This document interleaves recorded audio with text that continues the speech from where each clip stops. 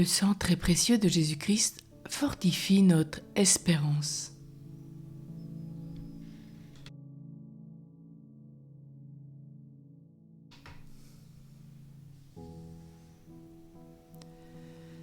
Tant que nous vivons dans ce monde parfois tourmenté, notre âme est comme au milieu d'une mer orageuse. À chaque instant, elle court le risque de faire naufrage, assaillie sans cesse de 1000 tentations, par lesquelles le démon cherche à la gagner et à la précipiter dans le désespoir. Tantôt par le souvenir des fautes passées, tantôt par la terreur du jugement, tantôt par la faiblesse et l'infirmité que nous éprouvons tous, notre ennemi commun cherche à nous entraîner dans le péché. Quel sera le moyen le plus efficace de ne pas faire naufrage au milieu de ces flots et de ces tempêtes ? Comment l'espérance se maintiendra-t-elle dans notre cœur ? Comment chaque jour la vivifier ? Comment la fortifier ? C'est en regardant Jésus en qui reposent toutes nos espérances, nous dit saint Paul. Regardons souvent avec de profonds sentiments de dévotion le sang très précieux de Jésus. C'est le moyen le plus précieux et le plus efficace. Offrons souvent au Père éternel ce sang divin. Participons souvent au sacrement. Invoquons-le dans les tentations. Opposons-le comme une source invincible à tous les assauts infernaux. De cette manière, marchons d'un pas assuré dans les voies du Seigneur, avec la vive conscience que celui qui nous a donné son sang nous donnera la force de ne pas tomber. Poursuivons, nous dit l'apôtre Paul, la carrière qui nous est proposée, les yeux tournés vers Jésus, l'auteur et le consommateur de la foi. Jésus, selon la parole du même apôtre, nous a rachetés par son propre sang, afin de paraître devant la face de Dieu, où il intercède pour nous. Au ciel, cette hostie immaculée, le plus agréable des sacrifices, ne cesse pas d'être offerte au Père éternel. Contemplant ses plaies et le sang dont elles sont inondées, le cœur dilaté par ce sang vivifiant, nous cheminerons d'un pas rapide dans les voies du Seigneur. L'âme qui considère ses défauts et ses continuelles imperfections pourrait quelquefois tomber dans le découragement si ses regards ne se tournaient pas vers l'agneau immaculé. Mais il n'en sera pas ainsi, si tel est l'objet de ses pensées, de ses regards. Évitons de pécher, mes enfants, dit saint Jean à ses disciples.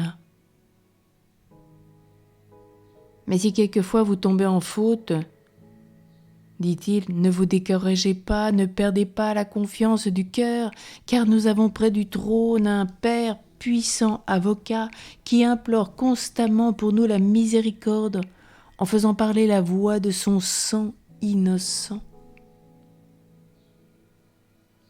Si l'âme troublée par la considération trop attentive et réfléchie de ses imperfections se plonge dans le sang sacré du divin agneau, qui efface les péchés du monde,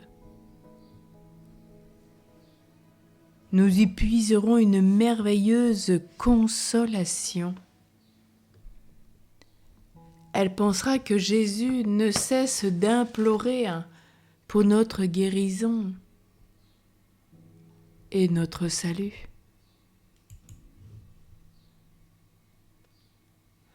Elle pensera qu'il est toujours exaucé et que ce sang tout-puissant peut remédier à tous les défauts. Alors avec une profonde paix du cœur, mais un grand dégoût de ses fautes, l'âme supportera ses propres imperfections, se raffermira dans l'humilité et en vertu de ce sang triomphera de toutes les tentations, comme nous en avertit Sainte Thérèse. Elle sera guérie par ce remède bienfaisant qui apporte vie et salut.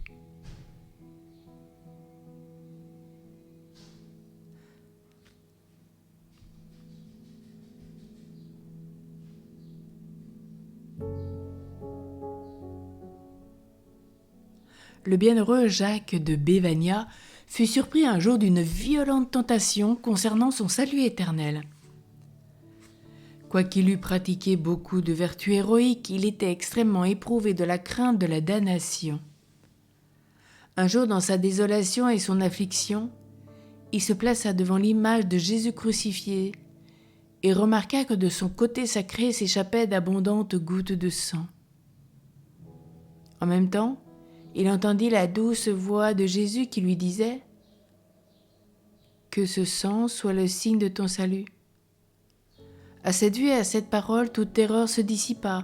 Il sentit dans son cœur un indicible soulagement et continua plus que jamais à marcher dans une voie de vertu qui le conduisit à une haute perfection.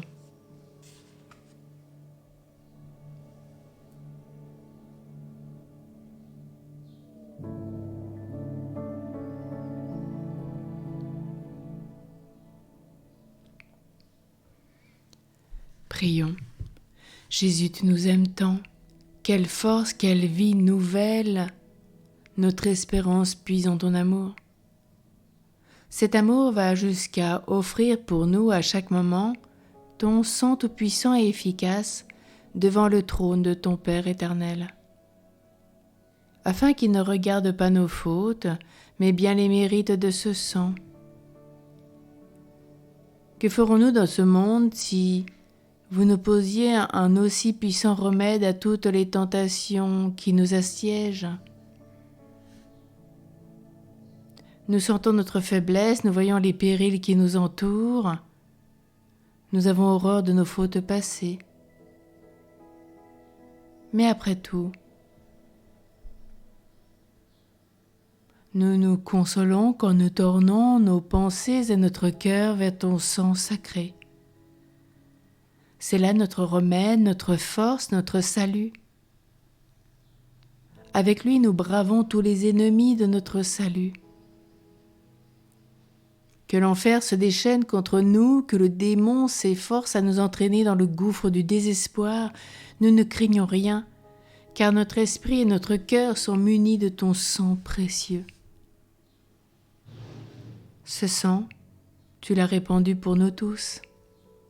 Ce sang, tu nous l'offres avec tant d'amour. Ce sang a le pouvoir de nous sauver. Ainsi donc, notre espérance ne sera pas trompée. Nous espérons aussi venir un jour répéter dans le ciel avec tous les saints qui ont été sauvés par les mérites de ce sang. Tu nous as rachetés, Seigneur, par ton sang. Nous t'accueillons, sang de notre Jésus. Que ton sang soit répandu sur l'Église, sur le monde, sur les pécheurs, sur ce que nous sommes chacun, sur le purgatoire. Aide, réconforte, purifie, allume, pénètre et féconde.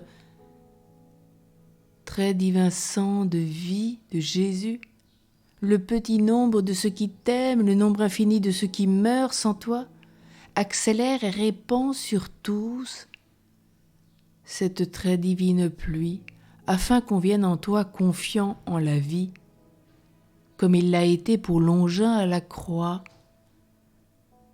qui a reçu cette très divine pluie de ton cœur le vendredi saint et a été guéri de ses yeux. Que par toi on soit pardonné dans la mort, qu'avec toi on entre dans la gloire de ton royaume. Qu'il en soit ainsi. Amen.